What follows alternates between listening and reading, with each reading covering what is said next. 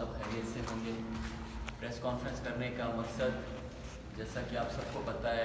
بخوبی علم ہوگا، وقتاً فوقتاً ہم اسٹوڈنٹس کے مسئلے مسائل آپ لوگوں تک لے کے آتے ہیں۔ تو اس بار پھر وہی مسئلہ HEC کی طرف سے ہے جو بلوچستان کے اسٹوڈنٹس کے ساتھ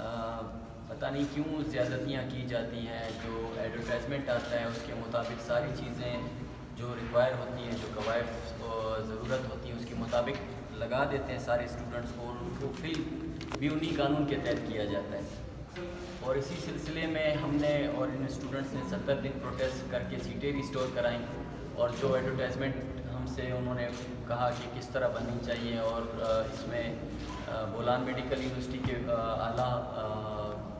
اس میں آفیشلز بیٹھے تھے، ان کے ساتھ مل کے یہ ساری چیزیں ڈیل ہوئی ہیں۔ لیکن اب بدقسمتی سے پہلے لسٹ انہوں نے بنائی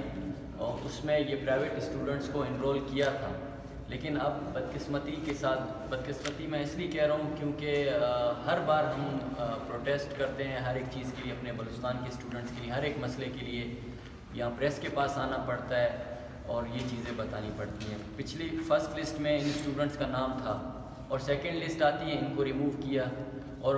ریموو کرنے کی نہ کوئی وجہ بتائی، نہ کوئی انہوں نے کوئی اس طرح کا وہ سالڈ ریزن بتایا، بس یہ بتایا کہ بھائی آپ انرول ہیں اور ہم آپ کو نہیں لے سکتے۔ یہ کہاں کا انصاف ہے؟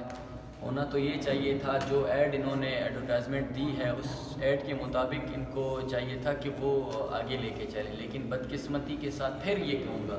کہ ہم مجبور ہوں گے کہ ہم پروٹیسٹ کریں، ہم مجبور ہوں گے کہ ہم اس کے لیے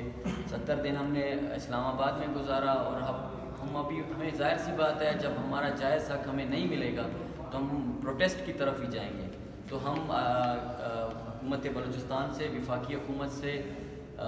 چیف جسٹس صاحب سے ریکویسٹ کرتے ہیں کہ فی الفور اس معاملے کا نوٹس لیں۔ ہم نے اسی سلسلے میں کورٹ سے بھی رجوع کیا ہے، ہم نے کورٹ بھی گئے ہیں، ہم نے یہ مسئلہ کورٹ بھی لے کے گئے ہیں، اور ہم ہر دن سیکٹری ہیلتھ کے پاس ان کے آفیسز جاتے ہیں، لیکن سننے والا کوئی نہیں ہے۔ یعنی یہ اشارے دیے جاتے ہیں کہ آپ لوگوں کا حق جو ہے صرف اور صرف پروٹیسٹ سے ملے گا اور کوئی وہ نہیں ہے۔ تو ہم ریکویسٹ کرتے ہیں پھر آپ صحافیوں سے، اور جو ایوان بالا کے ہیں، جو ذمہ داران ہیں، ان کا فرض بنتا ہے اور ان کا حق بنتا ہے کہ اس مسئلے کو دیکھیں اور ان اسٹوڈنٹس کا ساتھ دیں۔ جائز ایک مسئلہ ہے اور جائز ایک وہ ہے، کوئی غیر قانونی نہیں ہے۔ جو ان کا حق بنتا ہے فرسٹ لسٹ میں ان کا تھا اور سیکنڈ لسٹ میں نہیں ہے، نہ کوئی جواز ہے، کوئی جواز بتا دیں تو پھر ہم اس کے اوپر وہ کریں۔ تو ہم آپ سب سے ریکویسٹ کرتے ہیں کہ اس مسئلے میں ہمارا ساتھ دیں، اور ہم ان اسٹوڈنٹس کے بالکل ہم آپ کو یہ پریس کے ذریعے باور کرانا چاہتے ہیں، ہم بلوچستان کے اسٹوڈنٹس کو اس طرح